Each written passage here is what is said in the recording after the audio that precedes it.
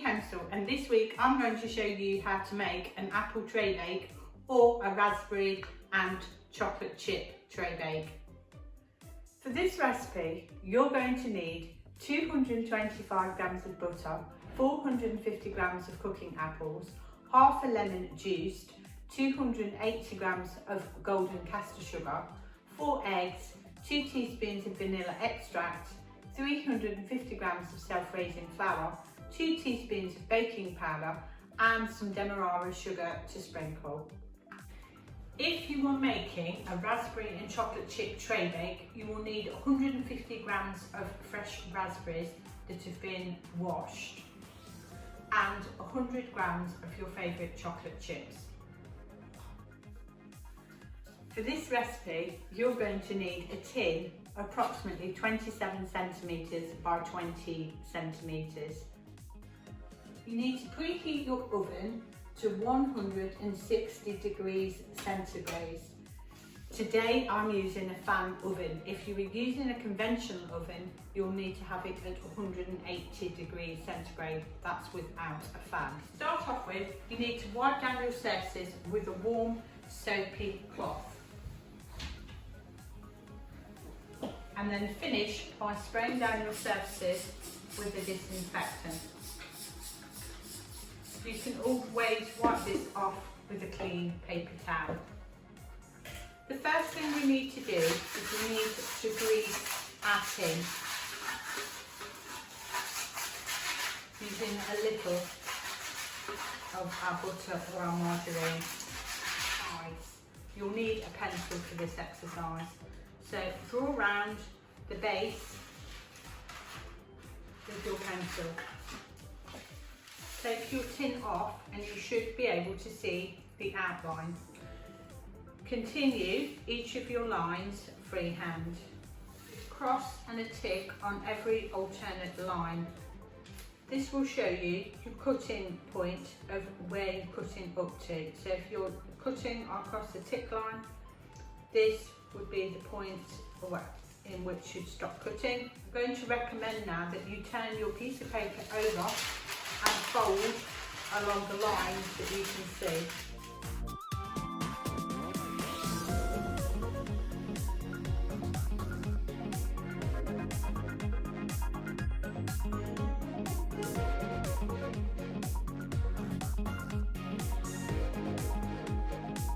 Turn the paper back over and using your pair of scissors you're going to cut along the tick lines to the point at the furthest point of where it joins to the tin.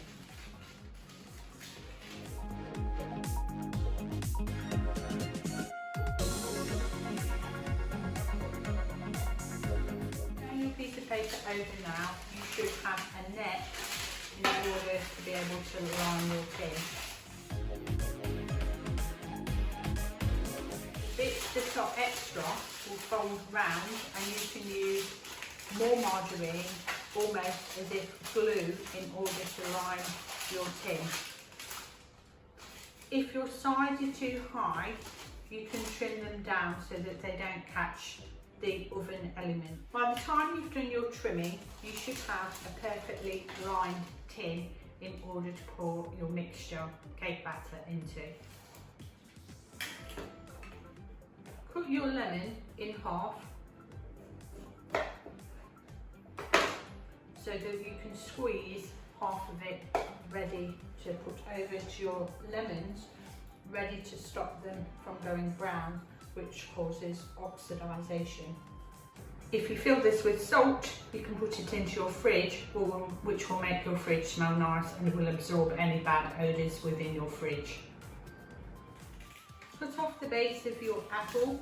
This is 450 grams of apple so that you've got a flat base in order if you were to use a corer.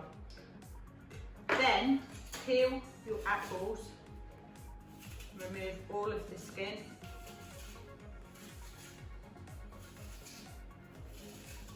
Any bruises like this can be sliced out before we start.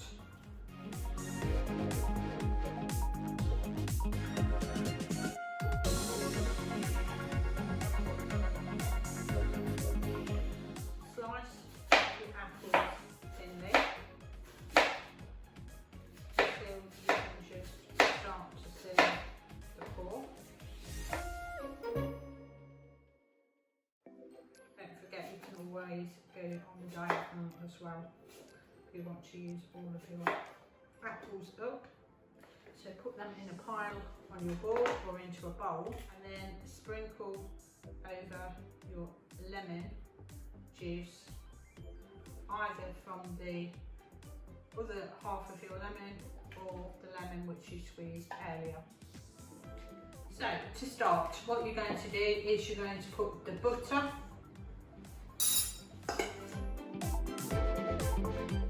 sugar,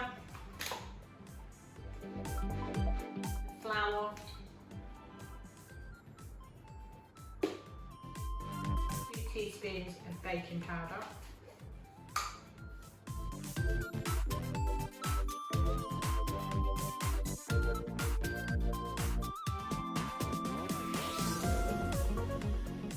your 2 teaspoons of vanilla extract, and of course not forgetting your eggs. Stir your mixture with a mixing spoon, and when it's well mixed in, you could use an electric whisk to incorporate air at this stage.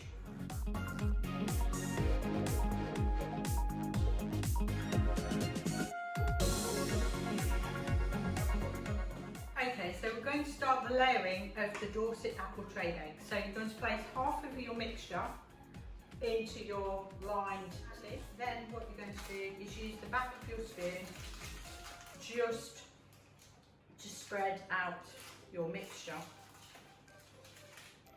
Place your apple onto your mixture, but make sure that you are leaving a space in between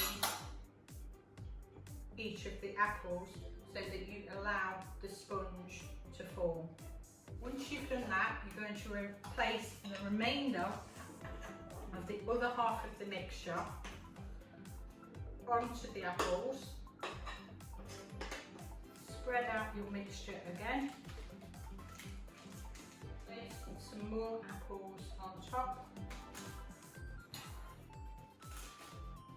Remembering to space them out.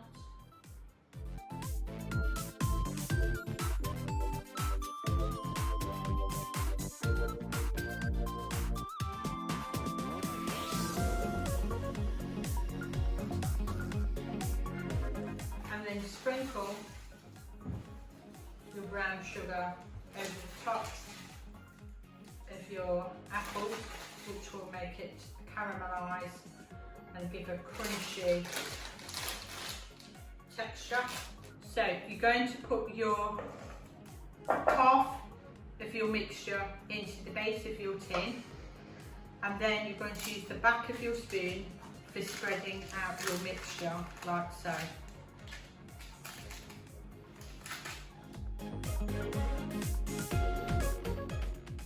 Place your raspberries on your mixture, but be careful not to put them side by side. The reason for this is that you want your sponge to rise and form in between.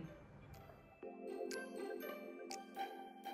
can get a handful of chocolate chips and you can sprinkle these on like so. You're then going to put your remaining mixture over the top.